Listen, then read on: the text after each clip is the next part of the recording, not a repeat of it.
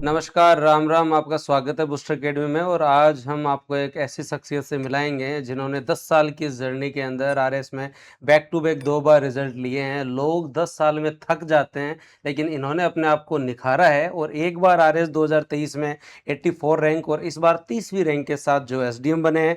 इन्होंने दोनों पद देख लिए, आरपीएस और एसडीएम दोनों में इनका चयन हुआ है। तो सबसे पहले तो नागौर के लाल विनय मोहन जी का बहुत-बहुत स्वागत, बहुत-बहुत शुभकामनाएँ बहुत बहुत सर। धन्यवाद और सबको राम राम। सर स्टार्ट करते हैं सेशन। उसमें मैं आज इस पूरी जर्नी को हम डिकोड करने का प्रयास करेंगे कि ये कैसा रहा थे, पढ़ता पढ़ता धर्म के फीलिंग आई, किस वजह से आपने इंजीनियरिंग से इधर आप जो आए, ये जर्नी कैसी रही। पर पहला प्रश्न मेरा यही है कि रैंक 84 में ज़्यादा मज़ा आया या रैंक 30 में इमोशनली, इमोशनली तो बताऊं तो रैंक 84 में, है क्योंकि ना? वो पहली जॉब आपकी। पहली जॉब आपकी और बिल्कुल वो इतने लंबे गैप के बाद। पहला प्यार अलग ही होता है। तो ये एक इतनी मेहनत करके और ऑलमोस्ट ऐसा लगा कि अब तो जो चीजें बिखरती जा रही है, और जब लोगों को ये उम्मीद हो कि कुछ नहीं होगा, कुछ नहीं होगा, उस वो टाइम पे आप लेके आते हो और होता है ना कि पहली चीज अच्छी होनी चाहिए और हाँ, वही इतनी अच्छी रैंक लग जाए तो तो फिर तो उसका 84 कुछ मतलब वो कमबैक था। और इंजीनियरिंग के आदमी का कमबैक शानदार ही होता है। शानदार होता है। मतलब तो ये था कि अद्भुत, अद्भुत कि था। जो सोचा था, जो इमेजिनेशंस की थी, जो हम हाँ, लोग तैयारी के दौरान हम सोचते रहते ते हैं ना कि ये होगा, वो होगा, वो सब हुआ है। वो सब हुआ। हुँ, और फिर बाद में पिछली बार जब रिजल्ट आया था शायद घर थे। घर थे उस टाइम। घर तो वो तो घर वालों के साथ तो एक अलग ही फीलिंग वो होती है। अलग है, हाँ, बिल्कुल। और रिज़ल्ट देखना और उस जो रिज़ल्ट के पहले का जो एक होता है ना मोमेंट, आपको तो पता है। जो डर लगता जी, है, बिल्कुल डर लगता है और इस बार तो ये हुआ था कि रिज़ल्ट जो 1 दिन बाद में आया था, तो एक डर डबल कर दिया था। डर डबल कर दिया। हाँ, दोनों बार यही हुआ 23-24 हाँ, में, बिल्कुल। एक-एक दिन। एक रिजल्ट आपने जो है वो घर वालों के साथ भी देखा है और एक रिजल्ट शायद इस बार आपने ट्रेनिंग में भी देखा ट्रेनिंग में है। देखा है। तो आपको नहीं लगता कि दोस्तों का सहयोग जो है वो डर को थोड़ा कम कर देता है? हाँ, जो सेकंड वाला रिज़ल्ट था ना, वो हाँ, तो बहुत ही चिल मोमेंट, क्योंकि हम वैसे तो लोग डर तब था ही ना, जब डिप्टी हाँ, हो ही तो क्या ही। बिल्कुल, कोई डर तो कुछ नहीं था। हाँ, मतलब इतना हमने मज़े से वो पीडीएफ खोल के ना नाम देखा था और दिख भी गया था, दिख गया कि तो एकदम देखते ही सीधा दिख गया, अरे! हो गया चलो। हाँ, पर 2 बार प्रूव करने का एक अलग मज़ा होता है। वो एक हाँ, ये तो सैटिस्फैक्शन जो आता है ना, कि मैं 2 बार बैक टू बैक इस रिजल्ट में मैंने प्रूव हाँ, कर दिया। क्योंकि जब आप इतनी एक क्रीम के बीच में आप ट्रेनिंग कर रहे हो हुँ, और उसमें ही आपके ऊपर जब नज़र होती है और वापस से वही रिज़ल्ट लगने वाला होता है और उस टाइम पे आप बेहतर परफ़ॉर्म कर देते हो, तो एक मुहर लग जाती है। मोड़ लग जाती है। ये वही है जैसे संजू सैमसन की 2 बेहतरीन पारियाँ हाँ, सेमीफ़ाइनल और बिल्कुल। फ़ाइनल में, तो वो अपने आप में अलग ही दिखता है। 11 प्लेयर सभी थे, लेकिन वर्ल्ड कप में हमने देखा संजू की दोनों पारियाँ शानदार थी। तो वैसे ही ये 2 रिज़ल्ट मेरे हिसाब से तो वही फीलिंग है। बिल्कुल, रिज़ल्ट वाले दिन भी मैंने एक मेरे इंटरव्यू में बोला था हाँ, कि जो संजू सैमसन की जो जर्नी रही है ना, कि वो लगातार फेल होते रहे, लेकिन उस उनमें काबिलियत थी। काबिलियत थी। लेकिन और हम सबको लगा था कि एक दिन ये कुछ करेंगे बड़ा, और हुँ, सच में उन्होंने कर दिखाया था, कर वर्ल्ड कप दिखा जिता दिया वर्ल्ड कप भारत को। जिता दिए। तो ऐसा ही कुछ हुआ मेरे साथ कि 10 साल इंजीनियरिंग में इतनी मेहनत करते लास्ट में फिर जब यहाँ पे जब अटेम्प्ट दिया, तो पहले ही अटेम्प्ट में आरपीएस मिला, दूसरे में आरएस मिल गया। तो हाँ, ये ये तो बहुत है। बढ़िया जर्नी रही। और जब मज़ा तभी आता है जब संघर्ष थोड़ा लंबा हो और परिस्थितियों ने आपको पूरा का पूरा जो निखार दिया हो, बार-बार समय ने और उसके साथ-साथ समाज ने, दोनों ने अगर आपका हर जगह मूल्यांकन किया बिल्कुल। हो। और मुझे लगता है कि थोड़ा बहुत योगदान जो है वो ये जो अगर हम लोग देखें, ताने बोल दो या बोल दो इसे जो है वो किसी भी प्रकार की जो कमी निकालना, हुँ, हुँ। इनका भी कुछ योगदान तो होता होगा तैयारी के दौरान? बिल्कुल, योगदान होता है और हम लोग ज़्यादा तैयारी करते हैं उससे, हाँ, उस मोटिवेशन मिलता है मोटिवेट एक। और दूसरा ये है कि जो सफलता का मज़ा डबल हो जाता है फिर। सब होता है। मतलब उनको बोल के नहीं बताना पड़ता फिर हाँ, कि मैंने क्या किया। कि हमको जब प्रूव कर देते हैं ना, तो हुँ, आपके ऊपर जब क्वेश्चन्स उठने लग जाए और ऐसी डिफ़िकल्ट सिचुएशन में आप परफ़ॉर्म करते हो, तो कभी-कभी मेरे को अपने आप पे कभी-कभी क्या रोज़ इस बात पे प्राउड होता है कि हमने किन परिस्थितियों में जो मेंस लिखे, इंटरव्यूज़ दिए और हुँ। उसमें जाकर के, और जब आपके ऊपर सारे जो है वो आपके ऊपर नज़र हो सबकी और सब कुछ ये सोचे कि अब तो शायद नहीं हो पाएगा, और उस टाइम पे जब आप ये करके रैंक लेके दिखाते हो आते हो, तो तो ये सच में मज़ा एक आता है। वो बहुत चीज़ ऐसी होती है कि जो खुद को तो फ़ील बिलीव ही होता है। नहीं होता कि अच्छा ऐसा कुछ हो गया है क्या? मैंने आपको मतलब जनरली जब गौर से देखा तो एक व्यक्ति जो बहुत अच्छी इंग्लिश जानता है, लेकिन वो गाँव को भी उतना ही अच्छा जानता है। एक व्यक्ति जो हर फ़ेज़ में जी सकता है, लेकिन उसके साथ-साथ मैंने आपको गाँव के अंदर खेत में लाली बार शायद कांदा हो रहा है अभी टाइम है, तो मैंने आपको वो फ़ोटोज़ भी देखी है, तो वो एक क्या लगाव है? वो लगाव देखो, क्योंकि ये जो मैंने ज़्यादातर पूछा जाता है आरएस के इंटरव्यूज़ में कि आप आरएस क्यों बनना चाहते हो या हाँ। तो मेरा ये था कि जेन्युइनली आई फ़ील कि मैंने जो अपनी जर्नी में जो जहाँ-जहाँ मैं पढ़ा हूँ, तो मैं इंडिया के सबसे टॉप इंस्टीट्यूशंस में पढ़ा हूँ। हुँ, मैं एक किसान परिवार से आता हूँ। हुँ। जो है वो मेरे परिवार ने जो ग्राम पंचायत से लेकर के और पंचायत समिति तक या उससे सारे ऊपर भी चुनाव वो लड़े। भी चुनाव लड़े हैं। हाँ, तो एक राजनीति वाला भी फ़ेज़ देखा है। मैंने किसान मेरे पिता किसान हैं तो वो फ़ेज़ और भी वो देखा है। देखा है और अलग-अलग सिटियों में मैं रहा हूँ। बड़े-बड़े मैंने शहरों में आप कोटा का रहे। टॉप इंस्टीट्यूट में पढ़ाई की, जयपुर में पढ़ाई की मैंने, दिल्ली में दिल्ली रहे में हो। टॉप इंस्टीट्यूट में पढ़ाई की, कानपुर में आईआईटी कानपुर तक गया मैं। हाँ, और ये सब लेने के बाद में तो ये एक एक्सपीरियंस है। तो फ़ील्ड में काम करने का मतलब यही है कि मैं ग्रास रूट लेवल की रियलिटीज़ से वाकिफ़ हूँ पूरा। और मुझे पता है कि एक किसान जो मज़दूर है, उसको क्या-क्या ज़रूरतें होती है, उसकी क्या-क्या परेशानियाँ आती है। तो ये जब इतना एक्सपीरियंस लेकर के और आप प्रशासन में जाते हो, तो ये तो एक डिफरेंट डायमेंशन ही खोल देता है। और डायमेंशंस। मैं जब प्रीलिम्स देने जा रहा था जो 2023 का, तब मैंने भगवान से यही माँगा था कि मेरे को मैं काबिल हूँ, तो मेरे को उस कुर्सी तक पहुँचाना और मैं उसके साथ में न्याय करने की कोशिश करूँगा। यही है और ईश्वर जो है वो मेहनत करते हैं, उनके ऊपर ज़रूर जो आशीर्वाद रखते हैं। वैसे मैं बच्चों को बता देता हूँ कि सर के बारे में मैं बहुत कुछ इसलिए जानता हूँ क्योंकि ये बूस्टर परिवार के सदस्य हैं। आज जहाँ हम बैठे हैं यहाँ पर इन्होंने बहुत सारे अभ्यर्थियों के मॉक इंटरव्यूज़ लिए हैं, टॉपर्स पैनल में बच्चों को गाइड किए हैं, बिल्कुल। इसलिए मैं कुछ चीज़ें सर के बारे में जानता हूँ। अब मैं स्टार्ट करता हूँ क्वेश्चनिंग मेरी, अब तक ये जनरल इंट्रोडक्शन। आप कहाँ के रहने वाले हैं? वैसे परिचय के मोहताज नहीं हैं, लेकिन फिर भी बच्चों को आप ज़रूर बताएँ। मैं सर मेड़ता सिटी के पास में एक गाँव है डांगावास। डांगावास, डांगावास भी बहुत फ़ेमस गाँव है फेमस गाँव है। और ये नागौर में आता है, नागौर डिस्ट्रिक्ट में। वहाँ से बिलॉन्ग करता हूँ और किसान परिवार से आता हूँ मैं। ओके, और लेकिन मेरी पढ़ाई जो है वो ज़्यादातर जो है वो बाहर ही हुई है। भारी हुई है। कोटा में पढ़ाई की है 2 साल और फिर जयपुर पढ़ाई की है मैंने। तो ये मेरा जो है वो परिचय है। परिचय है। अब पहला क्वेश्चन मेरा स्टार्ट होता है कि मैंने जब देखा कि पिछली बार जब सिलेक्शन हुआ तो आपका ननिहाल में स्वागत गजब हुआ हाँ, और नानेरा को स्वागत मतलब भांजा के लिए तो एक बहुत मतलब बिल्कुल। अचीवमेंट है और बहुत अच्छा लगता है ननिहाल के स्वागत। तो ये थोड़ा-सा अलग कैसे था? उसको भी एक बार आप बताएँ?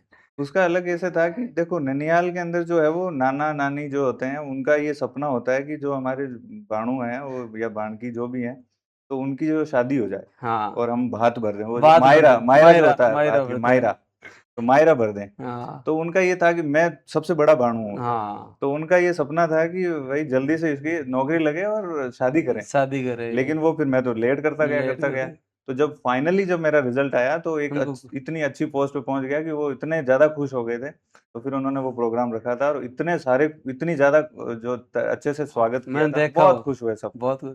पर मैं एक चीज़ तो इसका अनुभव तो मुझे भी है, ननिहाल पक्ष ऐसा है उसमें एक भी आदमी आपसे दुखी नहीं होता है। हाँ, हर व्यक्ति सेलिब्रेट करते हैं।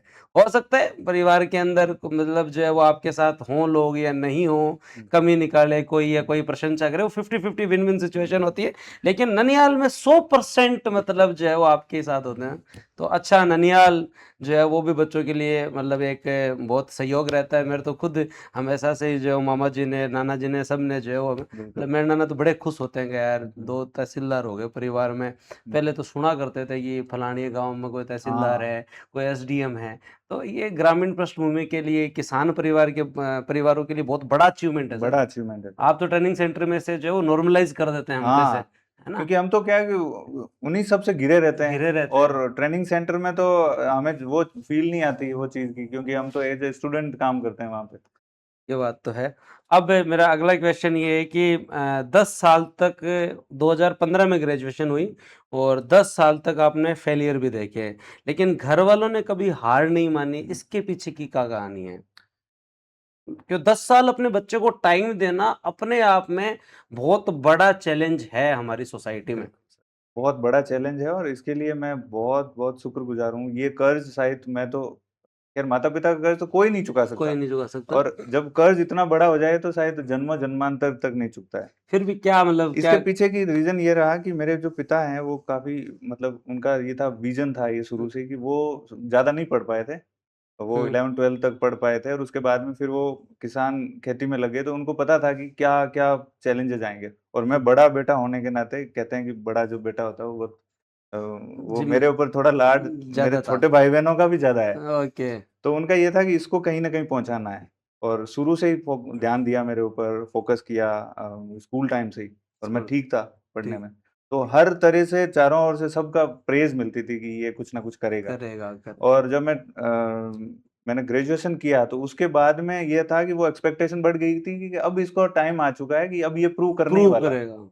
और मैं फिर बड़े-बड़े एग्ज़ाम्स देने लग गया। यूपीएससी की तैयारी कर रहा हूँ या फिर बड़े गेट पीएसयूज़ के दी, लिए कर हाँ, रहा हूँ, गेट। पीएसयूज़ की और उनमें फिर ऑल इंडिया लेवल पे मैकेनिकल में बहुत कम सीट्स होती है। कम तो सीट्स वहाँ होती पे मैं फाइट कर रहा था, तो हर साल लगता था इस बार कर दूँगा, इस बार कर दूँगा। हैं। और वो जैसे-जैसे एक-एक साल निकलता गया, वो मेरे ऊपर टाइम ज़्यादा का पता भी नहीं चला, प्रेशर बढ़ गया फिर। प्रेशर में बढ़ और गया। फिर मुझे लगा कि नहीं, इसमें तो बन नहीं रही है बात। तो मैंने आईआईटी कानपुर जॉइन किया। हुँ, और फिर वहाँ पे पढ़ते-पढ़ते फिर मेरे को लगा कि रियल काम तो मैं कर ही नहीं रहा हूँ। इतनी हाँ, मेहनत वहाँ करवा रहे हैं, तो फिर जो है वो मैंने ये फ़ील्ड चेंज किया। तो सही यहाँ पर जो है वो पिताजी और फ़ैमिली का ये था कि वो 1-1 साल की इस बार प्रूव हो जाएगा, हो जाएगा, तो उन्होंने मेरे को इंतज़ार बहुत, लंबा, बहुत मौके दिए। मौके दिए। और चाहे वो फाइनेंशियल हेल्प हो, चाहे वो सब कुछ, कहा कि सब कुछ लगाने के लिए रेडी हैं। तो बच्चों को मौके और अगर आप इतने मौके दो तो वो प्रूव करके दिखाते हैं। 10 साल में इतने मौके दिए कि आज जो है वो 2 भर्तियों में बैक टू बैक आपने रिज़ल्ट दिया। तो आपने भी फिर उन्हें सेलिब्रेट करने का मौका दिया, बिल्कुल। हैं? 1 बार नहीं 2 बार। एक क्वेश्चन मेरा ये भी है कि लोग आईआईटी में जाने का सपना रखते हैं और आपने आईआईटी बीच में छोड़ी और फिर आप इधर आके आपने जो आरएस की तैयारी की, तो ये क्या जर्नी थी? क्यों गए? फिर क्यों छोड़ना पड़ा आईआईटी?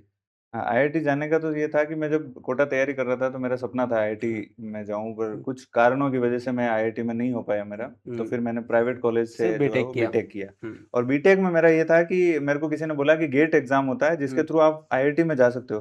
तो उस टाइम पे आईआईटी एक सपना होता था, हुँ, लेकिन जब चीज़ें समय के साथ में सपने भी बदल जाते हैं। हुँ, तो फिर मेरा ये था कि चलो जल्दी से जॉब लगाते हैं। जो फिर वो जॉब वाला बैठा नहीं, तो मेरा 2020 में जो है वो मेरा आईआईटी कानपुर में हो गया था। ओके, तो मैंने एमटेक के लिए। जॉइन कर लिया, हुँ, लेकिन वो समय के साथ में वो फिर फ़ील नहीं आता। जब फिर चीज़ नहीं चाहिए होती है, वह तभी मिले, तभी मज़ा है।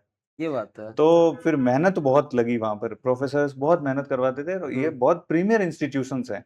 तो फिर मुझे लगा कि जब मेरे को आगे इसमें आगे जाना जाना ही ही नहीं। नहीं है, तो फिर इसमें इतनी मेहनत क्यों करूँ? तो इतनी मेहनत मैं अगर कहीं और जगह करूँगा, तो मैं ऑफ़िसर बन जाऊँगा। तो इसलिए मैंने वहाँ से वो चीज़ें छोड़ी, और मेरे को जो एक्सपीरियंस चाहिए था वो मैंने ले लिया। वो एक्सपीरियंस मैं यूज़ सपना करूँगा। पूरा कर लिया लेकिन वो जब तक सपना पूरा हुआ तब तक उसका चाव ही खत्म हो गया। हाँ, चाव खत्म हो गया। वो बोलते हैं ना कि उस समय यूनिवर्स। जब जब आपने आईआईटी छोड़ी उस समय फिर बाद में घरवालों ने पूछा नहीं कि अब ये पूछा, बहुत सारी क्वेश्चनिंग थी कि घरवालों के अलावा भी लोगों ने बोला कि अब क्या करोगे? हुँ, इतनी बड़ी अपॉर्च्युनिटी छोड़ दी है, अब इतनी बड़ी एग्ज़ाम में हाथ डाला है, अगर इसमें नहीं हुआ तो क्या होगा? ज़ीरो पे आ जाओगे, और इतना समय के बाद में आप फिर नहीं ग्रो कर पाओगे। और बहुत बड़ा वो अपॉर्च्युनिटी कॉस्ट बहुत हाई थी। तो हुँ, मेरे को मेंटली और फिज़िकली ये फिट रहना पड़ा, कि मैं हुँ, पूरा दिमाग बना के आया था कि मुझे क्या-क्या फेस करना है आने वाले 2 साल में। क्योंकि कोई भर्ती पास में नहीं थी, हुँ, और तब मैंने डिसाइड किया कि मेरे को आरएस देना है। और इसलिए मैंने बहुत अच्छी तैयारी की, हुँ, कंटीन्यूअस तैयारी की।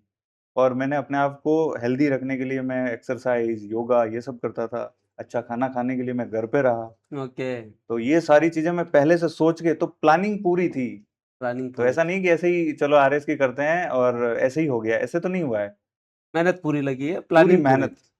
एक मेरा क्वेश्चन ये अभी मैं बच्चों को बता देता हूँ कि आज हम कोई पढ़ाई की बात नहीं करने वाले हैं। हुँ, हुँ। ये आम परिवारों के बच्चों की कहानियाँ हैं, जो आप तक पहुँचेगी तो आप में से ही कोई जो है विनय मोहन जी की तरह अगली बार यहाँ आएगा। मेरे में से ही आप में से ही कोई मेरी तरह जो यहाँ आएगा।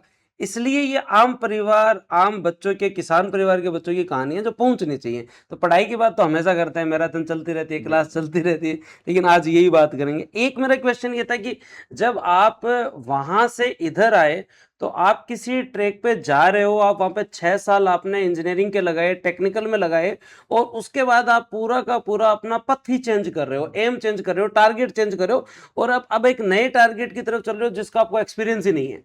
और यहाँ पे रिस्क बहुत बड़ी थी कि नहीं हुआ तो क्या होगा? तो ये स्विच करने का जो प्लान था आपका, उसमें डर लगा कभी? डर तो देखो सर लगता ही है, और डर लगना भी चाहिए। उतना नहीं लगा कि वो कहीं बाधा बन जाए, हुँ, लेकिन डर थोड़ा बहुत होता है, तभी हम मेहनत करते हैं। वही वही मोटिवेशन था। सबसे बड़ा मोटिवेशन वही था कि इतना कुछ करने के बाद में आप ऑल इंडिया रैंकर हो, हुँ, गेट में अच्छा कर रहे हो, आप किसी भी प्राइवेट कंपनी में जाकर के लग सकते हो, अच्छा पैसा कमा सकते हो। आईआईटी छोड़ के आना, तो अपॉर्च्युनिटी कॉस्ट बहुत ज़्यादा थी, ज़्यादा थी, और वही मोटिवेशन बना कि अब कुछ करना ही पड़ेगा, और कोई ऑप्शन नहीं है। अब ऑप्शन नहीं है। सही बात है सर, और जब डिसाइड कर लो तो फिर बाद में हो ही जाता हाँ, है। बिल्कुल। लेकिन ऐसी कौन-सी एक बात थी जहाँ से आपको आरएस की तैयारी करने की जो है वो मोटिवेशन मिली? आप हाथों-हाथ फिर राजस्थान के एग्ज़ाम्स की तरफ आए। एक कोई टर्निंग पॉइंट बिल्कुल, लाइफ़ का होता बिल्कुल, है कभी ना कभी बिल्कुल तो? टर्निंग पॉइंट था मेरा। ये था कि मैं कॉन्स्टेंटली जब मेहनत करके और मेरा नहीं हो पा रहा था, तो मेरे दिमाग में एक बात थी कि शायद मेरी किस्मत में कुछ और लिखा हुआ है। क्योंकि आप पूरा जेन्युइनली पढ़ते हो, आप अच्छे होते हो पढ़ाई में, फिर भी आप कुछ वजहों से रह जाते हो, तो आपको लगता है कि कुछ ना कुछ किस्मत आपको इशारा कर रही है। और वो इशारा हुआ जब मेरा एसईएफ के अंदर मेरा इंटरव्यू हुआ था तब। ओके, तो मैंने पहली बार आरपीएससी के सामने जाकर के फ़ोटो खिंचवाया था।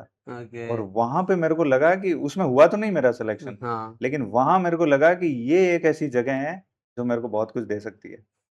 और वो सबसे बड़ा टर्निंग पॉइंट रहा, जहाँ पर मैंने अपना सारा जो पाथ है, वो चेंज करके और आरएएस की तैयारी के लिए मैं स्टार्ट हुआ। ये कुछ टर्निंग पॉइंट्स होते हैं। वैसे अभी मैं अगर बात करूँ, बच्चों ने बहुत बच्चों ने 12th की है, नीट आईआईटी की तैयारी भी की है। हम उन लोगों में से हैं जिन्होंने अपने ज़माने में नीट आईआईटी की तैयारी की यस, हाँ, है ना? बिल्कुल की है। और हमें उसमें सफलता नहीं मिली। नहीं मिली, आज भी बहुत सारे बच्चे हैं जिनको नीट या आईआईटी में मनवांछित रिज़ल्ट नहीं नहीं मिलती मिली। है।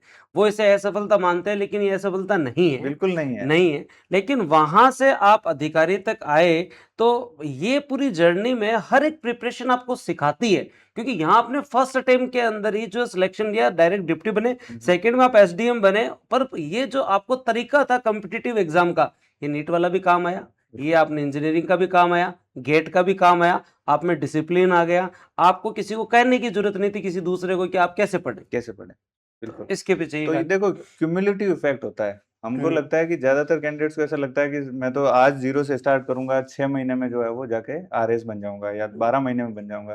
तो ऐसा नहीं होता है और अगर आप कहीं पर भी मेहनत कर रहे हो, तो वो मेहनत कभी भी खराब नहीं जाती है। खराब नहीं जाती। वो कहीं न कहीं, किसी न किसी वे में आपके हेल्प ज़रूर करती है। तो मैं स्कूल टाइम में मैंने बहुत फ़ोकस पढ़ाई ओके। की, मैं बहुत डिसिप्लिन था। मेरे अगर टीचर्स और मेरे स्कूल वाले सुन रहे होंगे तो उनको हम्म। पूरा पता है कि मैं कैसा स्टूडेंट था। उसके बाद में मैंने कॉलेज में बहुत अच्छी मेहनत की थी। मैं कॉलेज के फाइनल ईयर में मैं अवार्ड मिला था मेरे को। उसके बाद में जब मैं कोचिंग्स में भी था तो मैंने एक भी मिनट वेस्ट नहीं किया। मैं हर क्लास को बहुत सीरियसली लेता था और वो ओके। क्लास मेरे ज़हन में बैठ जाती थी। तो ये सब चीज़ें जो है वो बन के आपको लास्ट में जो है वो हेल्प करती है जब आप बहुत अच्छी स्ट्रैटेजी बनाते हैं। जब मैंने आरआरएस की तैयारी शुरू की तो तब मेरे पास में कुछ नहीं था, मेरे पास में यही अपॉर्च्युनिटी थी और मुझे पता था कि ये फाइनल अपॉर्च्युनिटी है मेरे पास। हम्म। तो मैंने सारी स्ट्रैटेजी में जितनी मैंने ठोकरें खाई थी वो सारी इसमें डाल दी कि ये सब नहीं होना चाहिए। और वो सारा एक्सपीरियंस, दिमाग, वो सब चीज़ें डाल के और मैं जो ये बताता रहता हूँ यहाँ बूस्टर में भी बताता हूँ, वो सारा उन सालों का एक्सपीरियंस है जो मैं सबको बताता रहता हूँ। शायद वो उनको आज समझ में नहीं आएगा, हम्म। लेकिन वो जब ठोकरें खा के बाद में समझ में आएगा ना, उनको पता चलेगा कि किसी ने बताया तो था पहले। तो मेंटर और बड़े भाई की भूमिका यही होती है कि जो ठोकरें हमने खा ली हैं वो ये ना वो खाए। हाँ, ना खाए। मतलब वो चीज़ें जो जर्नी के जो 10 साल है ना, वो इनको 10 साल वो नहीं बिल्कुल, देखने पड़े, और वो चीज़ इनको जो है वो हम बता दें। बिल्कुल। तो वो एक अच्छी चीज़ होती है। इसी के साथ बीच में एक मेरा क्वेश्चन ये भी है कि बूस्टर अकेडमी के साथ आपका ये सफ़र कैसे रहा? क्योंकि यहाँ आपने स्टूडेंट से लेकर मेंटर दोनों भूमिका निभाई है। हुँ। तो इस जर्नी के बारे में 2 मिनट आप बच्चों को जो बताना चाहें, आपका जो एक्सपीरियंस है, इंस्टीट्यूट में आपने जो बहुत टाइम बिताया है, तो वो कैसा रहा? क्या मामला? बूस्टर अकेडमी, देखो आपका नाम तो सुना हुआ ही है। हर कोई जो हिंदी मीडियम की या फिर पीएसआई या फिर आरएएस की आरएस। तैयारी करते हैं, वो सब के सब आपके वीडियो ज़रूर देखते हैं, चाहे वो इकोनॉमिक सर्वे का हो, चाहे भले ही वो करंट अफेयर्स का हो, आपका ज़रूर देखते हैं वो। हुँ। तो मेरा भाई देखता रहता था, तो मेरे को ये था कि अच्छा कपिल सर ही हैं हाँ, और मेरे को हेल्प भी मिलती थी उनमें। तो हाँ। वो नोट्स बनाता रहता था और वो चीज़ें मेरे को कम टाइम में तैयारी हुँ। करने में हेल्प करती है। हाँ, और लेकिन अब हमारी मुलाकात जो है वो रिज़ल्ट आने के बाद हुई बात। थी। मैं खुद आया था चल के सर से मिलने और फिर हम लोग यहाँ जुड़े थे। सर ने हुँ। इंसिस्ट किया था कि जो एक्सपीरियंस है हम लेके आए हैं यहाँ पर और उसके बाद में हम मेंटरशिप प्रोग्राम से जुड़े थे। हमने खूब सारे इंटरव्यूज़ जो कंडक्ट करवाए थे, हुँ। इसी इसी रूम में करवाए थे और उन इंटरव्यूज़ की हेल्प भी मिली मेरे को। वो कॉन्फिडेंस बिल्डअप हुआ और जो मैं आज ये बोल पा रहा हूँ वो शायद ये सब चीज़ें रिफाइंड होके ही आई है। शुरू में हम लोग इतने अच्छे और बोल नहीं पा रहे थे क्योंकि हम तैयारी में लगे हुए थे। हुँ। तो इतने 800 हज़ार कैंडिडेट्स का आप मॉक इंटरव्यू लेते हो। उसके बाद में यहाँ पर जो कंटेंट जो टीम है वो भी हाँ, बहुत अच्छी है बहुत सर। अच्छे। उनसे भी सबसे इंटरेक्ट होने का मौका मिलता था। तो उससे हम ये सीखते थे कि क्या चीज़ें हम लोग और उसमें ऐड कर सकते क्या हैं। ऐड कर सकते तो हैं? हमने उस टाइम पे ही ये सब इंटरव्यूज़ दिए थे, हुँ, मेंस भी उस उससे पहले लिखा था हमने। तो इन सब में जो है वो बूस्टर अकेडमी ऐसे वो हमारा वो परिवार ही बन गया। अनिवार्य बन और आपके साथ में इंटरेक्शन में ऐसे नहीं है कि हम कोचिंग एज़ आप हाँ, बड़े भाई की तरह ही हमेशा ट्रीट करते हो और इस रिज़ल्ट के आने के बाद तो हम और ज़्यादा जुड़ गए हैं। बहुत बढ़िया।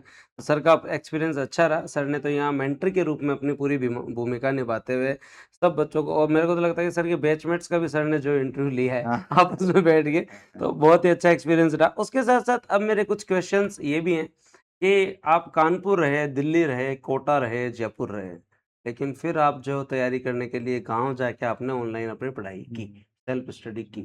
तो वो वहाँ वापस गाँव जाना एक इमोशनली कैसा रहा? एक बर्डन लेके जाता है आदमी जब 10 साल बाद गाँव जाता है ना। कहना ईज़ी होता है कि गाँव जाके पढ़ ले, लेकिन भारी मतलब एक प्रेशर, सोशल प्रेशर उस समय होता है। वो सोशल प्रेशर बहुत बड़ा होता है वहाँ पर। हुँ, तो गाँव में क्या होता है कि हम लोग इतना क्लोज़ली एसोसिएटेड रहते हैं, सिटीज़ में हम लोग आइसोलेटेड वे में रहते हैं और हुँ, मैंने आइसोलेटेड रह के ही बहुत सारी मेहनत पढ़ाई की थी, गेट हो, चाहे आईईएस हो या हुँ, बाकी जितने भी एग्ज़ाम्स हैं, वो सब मैंने है वो यहाँ पे जयपुर में या दिल्ली में रह कर के हुँ, वो सब एग्ज़ाम दिए। हुँ, तो उसके बाद में एक बोरियत आ गई थी और घर की तरफ जाने का जो है वो बहुत ज़्यादा मन हो गया था। और फिर एक कारण ये भी था कि ये सब छोड़ के और नई चीज़ ट्राई करनी थी। तो हर एक चीज़ मैंने नई ट्राई की कि यहाँ पे जयपुर से काम नहीं बन रहा है तो हो सकता है घर जाएँ, लक चेंज हो जाए। फिर मैंने इंजीनियरिंग फील्ड ही छोड़ दिया पूरा, तो हाँ, वो एक रीज़न रहा। दूसरा मेरे को परिवार के साथ रहना था, वहाँ का जो खाना है वो मेरे को क्योंकि खाने से बोर हो गए थे। फिर मेंटली भी फिट रहना था क्योंकि आप इतना बड़ा एग्ज़ाम देते हो, 2-3 साल लगते हैं उसमें, तो उसमें हुँ, आपको बहुत रिलैक्स रहना पड़ता है। ऐसा नहीं कि आप नहीं हो रहा है तो फिर 15-15 घंटे, 18-18 घंटे का आप शेड्यूल बनाओ हुँ, और ऐसे बहुत ज़्यादा बर्डन ले लो खुद के ऊपर, नहीं कर पाओगे आप 1 महीना भी नहीं सस्टेन। मैं हुँ, इतना चिल था सर आपको बताऊँ कि मेरे घरवाले तो ये बोलते थे कि तेरा होगा ही नहीं। क्योंकि मैं बहुत ऐसे था कि उनको लगता ही नहीं था ये पढ़ रहा है। तो हाँ, घरवालों को ऐसा लगता है कि जब 18-18 घंटे भी 24 घंटे किताबों में बैठा रहेगा ना बच्चा हाँ, तब पढ़ेगा वो, दौड़ तब पढ़ रहा है। तो हाँ, मैं तो ऐसा था कि ऐसे पढ़ लेता था, कभी-कभी फ़ोन में ही पढ़ लेता था। फ़ोन में घरवाले मानते नहीं कि फ़ोन चला रहा है ये तो वो मेरे मम्मी तो मानते ही नहीं थे कि होगा कि नहीं होगा। जब हुआ तो बड़े सरप्राइज़्ड हैं वो कि हो कैसे गया? तो आप पढ़ाई ऐसे नॉर्मली चिल वे में कर सकते हो। तो अब ये कुछ कारण थे जिसकी वज़ह से मैं कर गया था।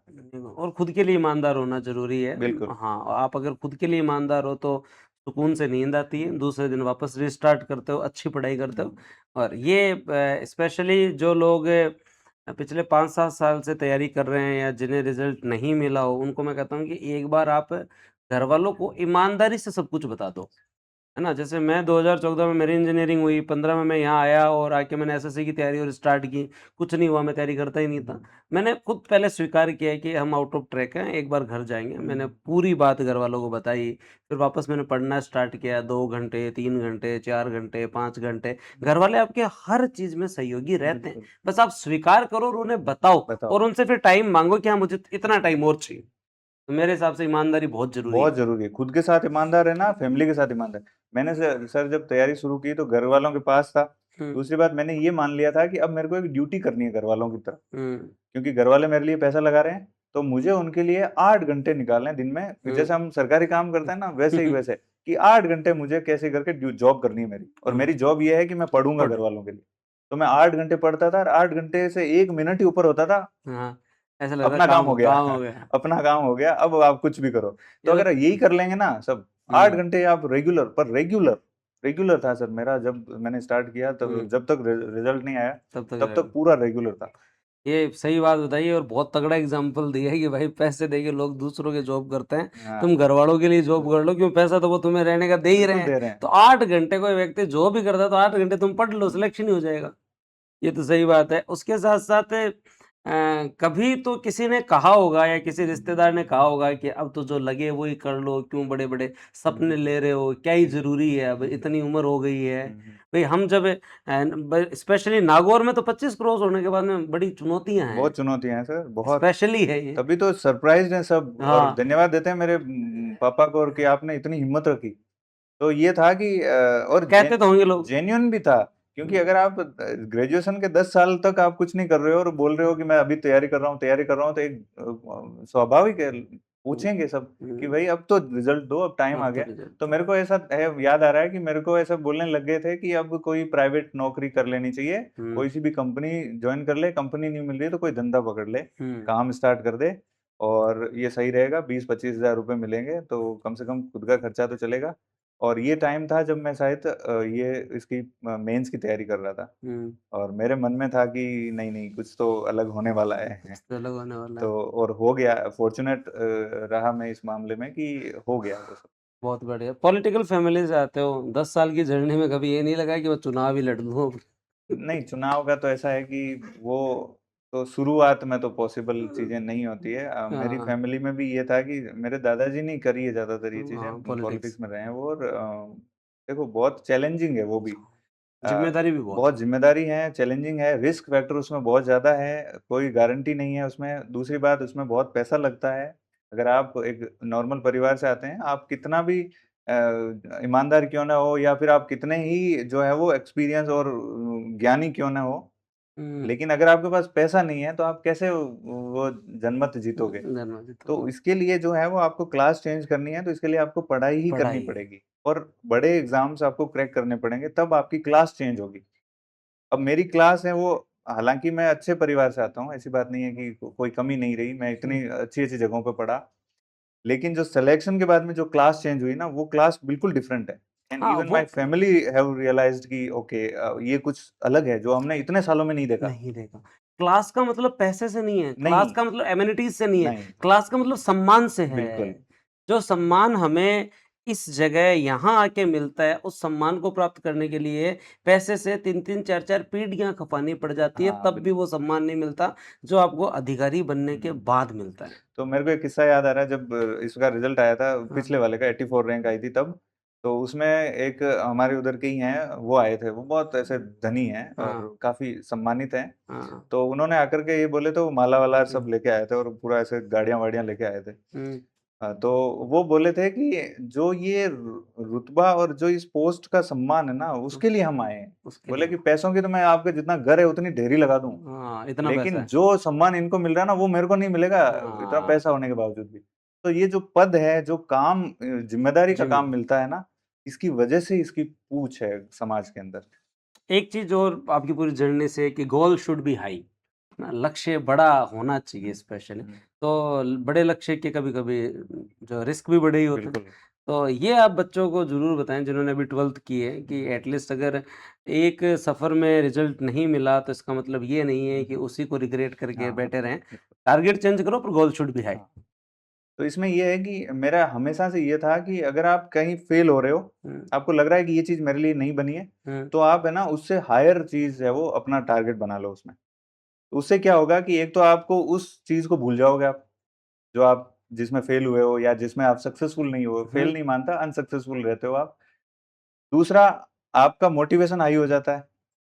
तो मेरा ये था कि जब मेरा आईआईटी में नहीं हुआ उस टाइम, तो हुँ, मैंने ये सोच लिया था कि अब मेरे को जो है वो गेट के थ्रू आईआईटी में जाना है। हुँ। जब मैं गेट के टाइम आया तो एक्चुअल में मेरा वो मन ही खत्म हो गया था। मैं नहीं खत्म हो तो गया। जो बच्चे जिनका नहीं होता है और जो ऐसे हताश हो जाते हैं ना, उनको बता दूँ कि 2-4 साल बाद में हो सकता है परिस्थितियाँ चेंज आए। हुँ, आप खुद को आपको वो जगह दें। मैं खुद जब बीटेक के बाद में मेरे को आईआईटी मिल रही है, मैंने 4 साल स्किप किए।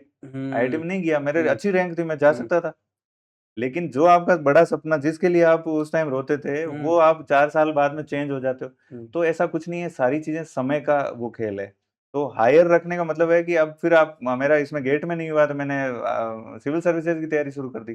तो अब मेरे को ऐसा लगता है कि उन किसी में भी नहीं हुआ तो मेरे को कोई गम नहीं है अब, क्योंकि हुँ, मैंने मेरा टारगेट ऊपर-ऊपर रखा और हुँ। जो टॉप चीज़ थी वो मेरे को मिल गई। मिल गई, तो अब कोई दिक्कत नहीं है और 10 साल लगे वो वसूल भी हो गए। वसूल भी हो अब गए। इसमें अगर मैं जो अपना जो है वो गोल को नीचे कर देता और उसके लिए मेहनत करके और फिर मैं वो बन भी जाता, तो हुँ, भी मेरे दिमाग में रहता कि यार मैं वो नहीं बन पाया। अगर आप शुरू में आईआईटी में चले जाते तो क्या गारंटी है आप एसडीएम बन जाते? हाँ, नहीं नहीं था। और मेरे जो दोस्त हैं, वो मेरे साथी हैं जो सक्सेसफुल रहे, सेलेक्टेड हैं, वो अलग-अलग जगहों पर अभी काम हुँ, कर रहे हैं। वो भी मेरे को फ़ोन करके बोल रहे हैं कि यार लाइफ़ थोड़ी मोनोटोनस है। हुँ, एक ही एक ही काम प्रकार बार-बार का करना करना पड़ रहा है। पड़ता हम है। लोग पैसे तो मिल रहे हैं बहुत अच्छे, हुँ, लेकिन लाइफ़ में वो फन नहीं है। फन नहीं, लेकिन तूने बहुत अच्छा काम किया कि तू तैयारी करता रहा तैयारी कर और हमें भी बता कि कैसे तैयारी करें। बहुत तो ये बहुत बड़ी बात होती हाँ, है कि बहुत आप बड़ी बात होती जब है। जब मेरा सपना था कि मेरे को वो चीज़ उनके बननी साथ है, जाना था, वो हाँ, जब सपना मैं आईएएस नहीं बना, आईएएस जो है वो मेरे को फ़ोन करके बोल रहे हैं कि यार ये चीज़ अच्छी है, मेरे को भी ये करनी चाहिए थी। तो तब आपको लगता है कि हाँ, आपने ठीक-ठाक कर लिया कुछ। मतलब स्टूडेंट की लाइफ में अगर सबसे तगड़ा सैटिस्फैक्शन है ना, तो वो सिविल सर्विसेज है ना?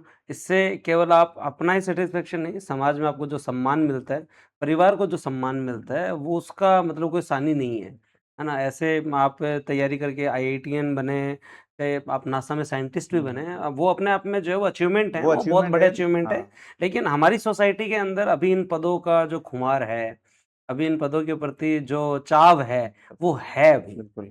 तो एटलीस्ट करनी चाहिए हर बच्चे को मेहनत।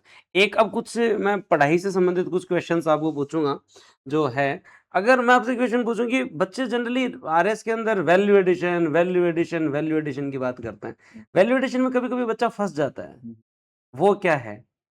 देखो, ज़्यादातर की प्रॉब्लम ये आती है कि वो सब क्या करते हैं, रिसोर्स इकट्ठा करने में लग जाते हैं। और डे 1 से ही वो क्या करते हैं, मैंने देखा है, मैंने लाइब्रेरी में भी हुँ, पढ़ाई की है, मैंने सारी कोचिंगों में भी इंटरैक्ट करते हैं, यहाँ पर भी हम लोग हुँ, सबसे मिलते हैं। तो हुँ, वो ये है कि हमको तो पहले ही दिन सब दे दो, कि हुँ, क्या-क्या आने वाला है वो हम स्टॉक कर लेते हैं। हुँ, सारे सब्जेक्ट, सब पूरा सिलेबस हमको रख दो, फिर हम पढ़ेंगे, और वो कभी पूरा नहीं होता है। वो कभी बुरा नहीं तो होता। मेरा ये मानना है कि आप जो बेसिक बुक्स हैं, उनको जो बेसिक कॉन्सेप्ट है, वो तो कंप्लीट करो पहले। कवर करो, वो आपको आ नहीं रहे हैं। वो आप आन बोल रहे हो कि हमको वैल्यू वैल्यू एडिशन दो। एडिशन। वैल्यू एडिशन में क्या करोगे? वो जो पहला ही नहीं आ रहा है। तो पहले आए वो करो, उसको बार-बार रिवाइज़ करो, फिर उन पे क्वेश्चन्स टेस्ट दो। जब हुँ, आपको लगे कि टेस्ट दे रहा हूँ, सब कुछ सही चल रहा है, उसके बाद में देखो और क्या कर सकते हो। और क्या कर सकते और हैं। जो नए क्वेश्चन्स आते हैं, वो तो नए डिफरेंट इस बार आ जाएँगे, और सबके लिए नहीं होते वो तो। वो तो नए होते हैं, वो तो वो जानबूझकर सर ऐसा है कि आपको ये बात पता है, हुँ, हमको ये बात पता है, लेकिन जो नए एस्पिरेंट्स हैं ना, उनको ये नहीं पता कि आरपीएससी जो है वो उनका ये काम है कि वो क्रीम ढूँढ रहे हैं। हुँ, और क्रीम ढूँढने के लिए उनको चाहिए कि ऐसे टैलेंटेड बच्चे जो हर एक सिचुएशन में फिट हो जाए, फिट हो वो जाए। हर एक चैलेंज को ले सके। एग्ज़ाम सेंटर में भी आपको चैलेंज में डाला जाएगा, आपको कुछ क्वेश्चन्स ऐसे दिए जाएँगे जानबूझकर, जो आपको नहीं आएँगे, नहीं होते, या अच्छे-अच्छे क्वेश्चन्स को, ईज़ी क्वेश्चन्स को टफ क्वेश्चन्स के बीच में छुपा दिया छुपा जाएगा। दिया जाएगा। और वहाँ पे आपकी स्किल्स पता चलेगी, आप कितना धैर्य रखते हो, आप में कितनी समझ है, आप कितने चैलेंजिंग सिचुएशन में काम कर सकते हो, नहीं कर सकते हो। तो ऐसे पढ़ के काम नहीं चलेगा, ये सब चीज़ें टैक्टिक्स हैं आरपीएससी की, आपको ढूँढने, अच्छे कैंडिडेट्स को ढूँढने की। तभी तो मैं बार-बार कहता हूँ कि भई आप वैल्यू एडिशन एक ऐसी प्रोसेस है जो हमेशा चलती रहेगी। या आप केवल वैल्यू एडिशन के लिए मत बैठो, जो बेसिक कोर है उसे पढ़ लो। कोर पढ़ने के बाद जैसे-जैसे आप टेस्ट दोगे, क्वेश्चन्स देखोगे, अपने दिमाग को और अप्लाई करोगे कि इससे और क्या बन सकता है, तो मूल आप एक बार आपको ट्रस्ट करना पड़ेगा। अगर आप बूस्टर का पढ़ रहे हो, बूस्टर का, आप कहीं पर भी पढ़ रहे हो, एक बार ट्रस्ट करके बेसिक कंटेंट ऑलमोस्ट जो भी अभी 2-3 संस्थाएँ जो चल रही है, उनका बेसिक कंटेंट सबका सॉलिड है, सबका सब। सबका सॉलिड है। अब ये है कि बच्चा उसमें इनोवेटिव क्या करता है, उसमें वैल्यू एडिशन वो तैयारी के दौरान करता है। मुझे तो ये लगता है कि मेंस के टाइम थोड़ा-थोड़ा करते रहो, लेकिन उसके पीछे मत भागो। पहली चीज़ है आपको याद होना चाहिए, आपको आंसर राइटिंग आनी चाहिए। सर देखो, रिसोर्सेज़ की अगर मैं बात करूँ, तो रिसोर्सेज़ मार्केट में अवेलेबल हैं, हाँ, और वो सबके पास में सारे रिसोर्सेज़, ऐसा कोई अवेलेबल भी है। नहीं है जिसके पास बोल दे कि मेरे पास रिसोर्सेज़ अलग थे इसलिए मेरा नहीं हुआ। सिलेक्शन तब होता है जब आप उस रिसोर्स में कैसे पढ़ते हो, हुँ, आपकी स्ट्रैटेजी कैसी है, और आपके मेंटोर्स कैसे हैं, हुँ, आपको हुँ, कौन कैसे गाइड कर रहा है। अगर मैं अभी बोल दूँ कि ये वाला सब्जेक्ट रट के चले जाओ, आपका हो जाएगा, तो इसका मतलब मैं गलत गाइड कर रहा हूँ। तो हुँ, अगर आपको कोई गलत गाइड कर रहा है कि ऐसे बोल दे कि ये 4 सब्जेक्ट छोड़ दे, ये 4 पढ़ के चला जा, तो पॉसिबल नहीं फिर है। आपकी स्ट्रैटेजी गलत हो। तो अच्छे मेंटोर्स, आपको पढ़ने का तरीका आता है, तभी सेलेक्ट होता है, नहीं तो ज़्यादातर तो सारे ही सेम ही तो चीज़ें पढ़ रहे हैं, सेम ही तो पढ़ तो रहे हैं। कुछ ही क्यों हो रहे हैं?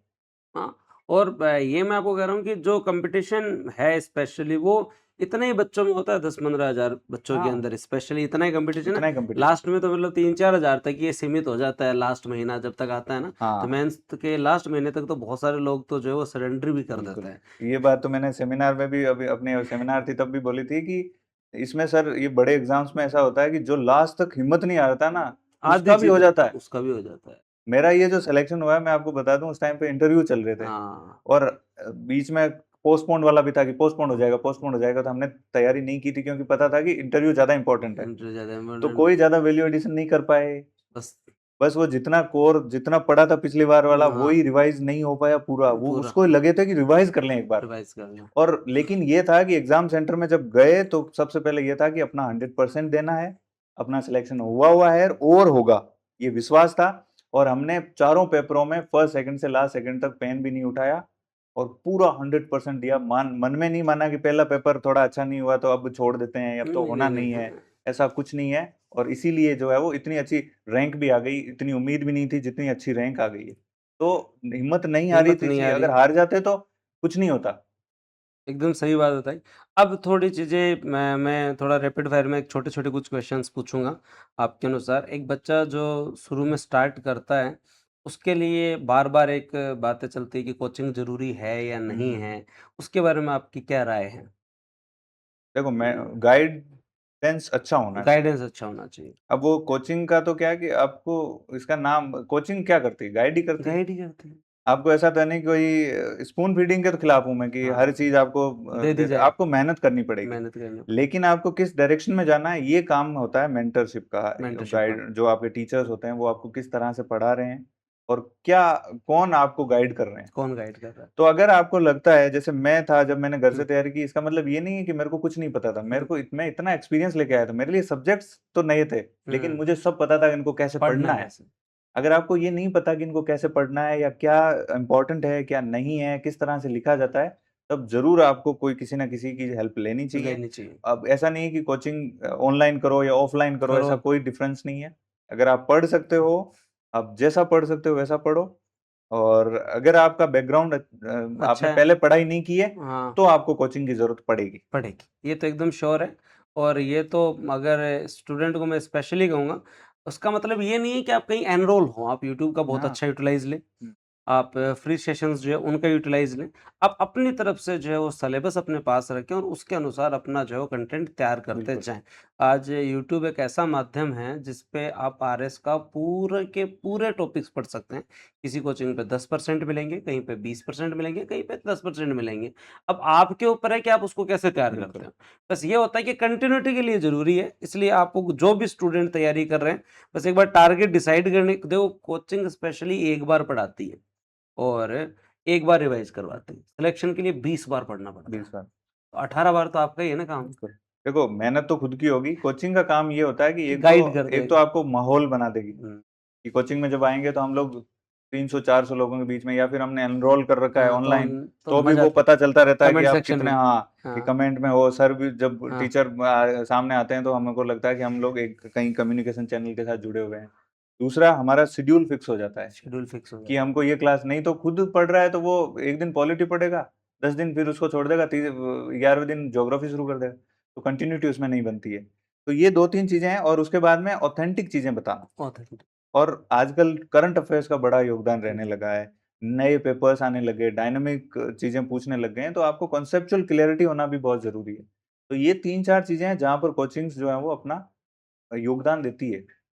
बहुत बढ़िया। सर ने सारी चीज़ें आपको बहुत अच्छे तरीके से बताई। उसके साथ-साथ एक चीज़ कुछ क्वेश्चन्स मेरे और हैं जो हमारी टीम ने आपके लिए बना के दिए हैं मेरे को। तो थोड़ा-सा एक रैपिड फायर स्टार्ट कर लेते हैं अपन। तो रैपिड फायर में 10 क्वेश्चन हैं ओके। और अपने को लगभग जो 2 मिनट में कवर करना है। हुँ, तो मैं आपको 2 ऑप्शन दूँगा और आपको बताने हैं। ओके। दिल्ली या घर पर प्रिपरेशन कौन-सा अच्छा टाइम था? घर पर, घर पर। और उसके साथ-साथ नोट्स या बुक्स? Notes, notes. इसके ऊपर कई बार चर्चा हो चुकी है। रिविज़न या new material? Revision, revision, revision, revision, revision. Revision, revision. Late night study या मॉर्निंग स्टडी?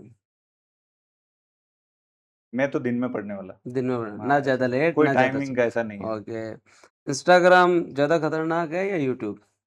इंस्टाग्राम, ठीक है। सबसे डिफ़िकल्ट सब्जेक्ट इस पूरी जर्नी में जो आपको चैलेंजिंग लगा थोड़ा-थोड़ा? जो ये वैसे तो स्मॉल छोटे सब्जेक्ट्स थे उसमें हुँ, मैनेजमेंट है, हुँ, स्पोर्ट्स एंड योगा। हाँ। स्पोर्ट्स एंड योगा में मेरे नंबर बहुत कम आए हैं। ये छोटे सब्जेक्ट्स थे, ये थोड़ा-सा मेरे को ओके। परेशान किया इन्होंने। आपको लगता है कि स्टूडेंट्स को एक आदत ऐसी कोई हैबिट जो छोड़ देनी चाहिए तैयारी के दौरान? वैसे तो इंडिविजुअल है बहुत सब सारी हैं। हाँ, बट फिर भी टाइम खोटी करना? हाँ, मतलब ये है कि एक तो बहुत बड़ा सर्कल बना लेना अपना। हाँ, आप अपने आप से ही कम्पीट करो हाँ, और बहुत छोटा सर्कल। मेरा सर्कल तो ये ठीक था है। कि मेरा खुद का ही सर्कल था, एक ही इंसान। किसी के साथ में हाँ, ग्रुप स्टडी नहीं की। ज़्यादा उसमें कोई मतलब नहीं हुँ, है।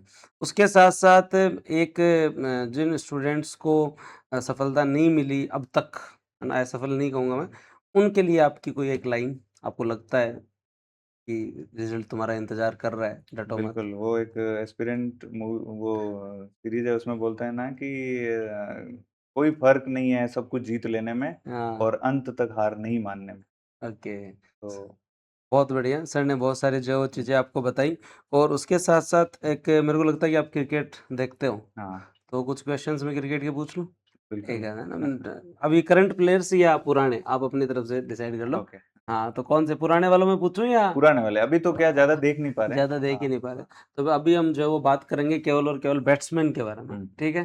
तो स्टार्ट करते हैं स्टार्टिंग में गांगुली या सचिन? सचिन। ओके, सचिन आने के बाद में आगे तो बात ही नहीं रहती, हाँ, फिर तो तो वापस से स्टार्ट करते हैं इसको, ठीक है? स्टार्टिंग ऐसी हो गई, वापस से स्टार्ट करते हैं। गांगुली या दिनेश मोंगिया? गांगुली, ओके, ठीक है, गांगुली या युवराज? युवराज, युवराज या कैफ? युवराज, युवराज या महेंद्र सिंह धोनी? महेंद्र सिंह धोनी, ओके, धोनी या शिखर धवन? धोनी, धोनी या वीरेंद्र सहवाग? धोनी, ओके, धोनी या हरभजन सिंह? धोनी, ओके, धोनी या सचिन तेंदुलकर? सचिन तेंदुलकर। ओके, सचिन पाजी या रोहित शर्मा? अब तो तेंदुलकर ही रहेंगे। रहेंगे। पर अभी जो आप आईपीएल देख रहे हैं और हुँ, इस उम्र में विराट कोहली के प्रदर्शन से आप कितना आपको क्या लगता है नए लोगों को सीखना चाहिए कि इस लेवल पे आके कंटिन्यूटी वो बहुत बड़ा मतलब ये मतलब सचिन तेंदुलकर के रिकॉर्ड्स बहुत बड़े हैं, बहुत बड़े हैं है लेकिन ना? पर विराट की कंसिस्टेंसी जो है ना, जो चेज़ के अंदर हुँ, विपरीत परिस्थितियों में जिस तरीके से खेलना, वो मतलब मैं तो उसको अप्रिशिएट करूँगा, बिल्कुल सर, ये बहुत इम्पोर्टेंट बात है। कंसिस्टेंसी हमेशा ही हर फ़ील्ड में हर बहुत फील्ड इम्पोर्टेंट होती है और कंसिस्टेंट रहना भी अपने आप में बहुत बड़ा चैलेंज है, बहुत बड़ा कि चैलेंज आप लाइमलाइट में है, साल भर रह सकते हो, 2 साल रह सकते हो, 5 साल रह सकते हो। ये बंदा जब से आया है, तब से लाइमलाइट में देख रहे हैं। और आज भी है वो बड़े जो यंग प्लेयर्स हैं, उनको पीछे छोड़ देता है ओह! वो। हाँ, मतलब मैंने आज तक इतने आईपीएल देख लिए, कभी कोई मैच देखते हैं, मतलब टेबल में मोस्ट रन्स में देखते हो तो विराट कोहली बिल्कुल, रहते ही विराट हैं। कोहली और ऐसे-ऐसे मैचेज़ उन्होंने जिताए हैं, जो कि इम्पॉसिबल से लगते थे और ऐसा होता है ना, कुछ प्लेयर्स ही ऐसे होते हैं, जो अगर क्रीज़ पे होते हैं ना, बड़े मैच तब के प्लेयर तब पूरा देश जो है वो निश्चिंत हो जाता है कि हाँ, ये कि है तो वो निकल एक जाएगा। ऐसे प्लेयर सचिन तेंदुलकर थे, हुँ, कितना भी बड़ा मैच हो, हुँ, कैसी भी सिचुएशन हो, अगर तेंदुलकर क्रीज़ पे हैं, तो सबको लगता था कि जीते हुए हैं और हुँ, उनका विकेट जाते ही सब टीवी बंद हो जाते ऐसा थे। लगा आधी जनता मैच देखना बंद कर सहवाग, देती। सचिन 2 आउट हो जाते थे, तो लोग हाँ, बंद ही कर देते थे, बिल्कुल और वही सिचुएशन है वो विराट के साथ। विराट का। हाँ, ये बात तो और सही हमें बहुत कुछ सीखने को मिलता है इन प्लेयर से। हाँ, मैंने लो अभी संजू सैमसन की बात की थी और मैंने मैचेज़ जो है वो तैयारी के दौरान भी देखे हैं हम देखे हैं। और ऐसे-ऐसे मैचेज़ जहाँ पर हमको लगता था कि ये तो हारे हुए हैं और हाँ, ऐसे मैचेज़ जब जीतते हैं हम वो हाँ, जो टी20 वर्ल्ड कप जो सूर्य कुमार यादव ने कैच लिया था, वाह! क्या तो गज़ब! हमारी ज़िंदगी में भी ऐसे टर्निंग पॉइंट्स आ जाते हैं, जहाँ से हमारी पूरी ज़िंदगी बदल बदल सकती है। सकते बस बात ये है कि हम अंत तक हार ना मानें। यही तो है ना संजू की अगर आप पूरी जर्नी देखोगे तो संजू सैमसन का 10 साल का ऑलमोस्ट करियर हो गया। बिल्कुल, बस केवल बेंच पे बैठ के, बेंच पे। है ना? आईपीएल में अच्छा खेला, सब कुछ खेला हुँ, और उसके सामने इतने सारे चैलेंजेस रहे हैं, फिटनेस का रहा, बहुत सारे चैलेंजेस रहे। वो अपने आप में साउथ इंडिया का सबसे मोस्ट पॉपुलर मोस्ट क्रिकेटर है। प्रोबेबल और उनके लिए बहुत लोगों ने गुहार भी लगाई हाँ, कि शशि ये थरूर बिल्कुल, वो तो बहुत ऐसे थे, वोकल थे कि नहीं इनको मौके दो और हाँ, मौके दिए भी लेकिन कुछ अनफॉर्च्यूनेट थे कि जब नहीं कर जब पाए, सबकी निगाहें होती है ना, तब तब नहीं हो इंसान पाता। नहीं परफ़ॉर्म कर पाते हैं। और उस समय वर्ल्ड कप टीम में मतलब लास्ट में जाते-जाते तो वो ऐड हुए। बिल्कुल, उसके बाद में उनको मैच नहीं मिले और जब इंडिया एक बार ऐसी सिचुएशन में आ गया कि बाहर हो सकता है बाहर वर्ल्ड हो कप सकता है, वो वेस्ट इंडीज़ के साथ मैच था और हाँ, उसमें उन्होंने एक ऐसी यादगार 97-98 की हाँ, पारी खेली 2 तो 90 की और एक बिल्कुल, 89 की शायद तो वहाँ से जो है वो इंडिया वापस से उस टूर्नामेंट में बना रहा और बना क्या जीता भी जीता फिर। और कंटीन्यूअस आप जब परफ़ॉर्म करते हो, पर वो तो संजू ने कहा ना कि मैं इसी दिन का इंतज़ार कर रहा था। बिल्कुल। मैंने यहीं बेंच पे बैठ के रोहित शर्मा, विराट कोहली बहुत सारे लीजेंड्स को देखा है हुँ। और मैं आधी क्रिकेट तो यहीं बैठ-बैठ के मैंने देख ली और और मैं तो बड़ा प्रशंसक रहा और मैंने गेम उनका देखा है। हुँ, मैं इसलिए राजस्थान रॉयल्स को देखता था क्योंकि वो कैप्टन थे कैप्टन थे उस समय। और हमेशा ये था कि एक सॉफ्ट कॉर्नर था कि इस बंदे को एक दिन देखना है, ये सक्सेसफुल हो जाए हो कैसे करके। जाए। और यही सिचुएशन ये मेरे साथ दुआएं थी। जुड़ती हैं लोगों मेरे की। साथ ये थी कि मेरे भी जो परिवार वाले, मेरे जो रिश्तेदार, मेरे दोस्त वगैरह सबने मेरी जर्नी देखी थी और मेरे जो फेलियर्स देखे थे उन्होंने। और जब आपके इतने फेलियर्स आप इतनी मेहनत के बाद देखते हैं तो सबका सॉफ्ट कॉर्नर होता है कि यार ये बन जाए, लग जाए। हम्म, और ऐसी सिचुएशन में भगवान भी आप देखता प्रूव है, करके दे देते हो, तो वो एक सच में ब्लेसिंग होती है। ईश्वर भी देखता है, बिल्कुल, मेहनत को ईश्वर देखता है। बिल्कुल। आप टेंशन मत लो, आप ईमानदार रहो, आप अपनी मेहनत करो, मेहनत को ईश्वर जरूर देखता है। समय लग सकता है, लेकिन जब आपको सफलता एक दिन जो जरूर मिलती है। ज़रूर तो मिलती है। इन्हें मुझे बहुत मजा आया आपसे सारी बात करके, और मेरे हिसाब से जो स्टूडेंट्स हैं इनको भी बहुत आनंद आया होगा, इन्होंने ये बिल्कुल, पूरी जर्नी आपकी सुनी। और बहुत बहुत धन्यवाद सर, इसी बिल्कुल। तरीके से बूस्टर के अभ्यर्थियों को आप जो है वो मोटिवेट करते रहें। थैंक जो यू सर। नए नए अभ्यर्थी हैं वो तो आराम से तैयारी करो। हम्म, जो पुराने हैं वो भी सर ने जैसा बताया कि बिल्कुल हिम्मत नहीं हारनी है। चीज़ें जो है वो भगवान सच में मेहनत देखते हैं। अगर आपने मेहनत की है पहले, हम्म, तो वो रिज़ल्ट आपको मिलेगा एक दिन। मिलेगा और एक दिन, आप उस दिन का वेट करो जिस दिन वापस से वो पीडीएफ आएगी और उसमें उसमें आपका नाम नाम आएगा। ज़रूर आएगा। थैंक यू तो सर, मजा थैंक आया, यू, थैंक धन्यवाद, यू, जय थैंक हिंद। यू।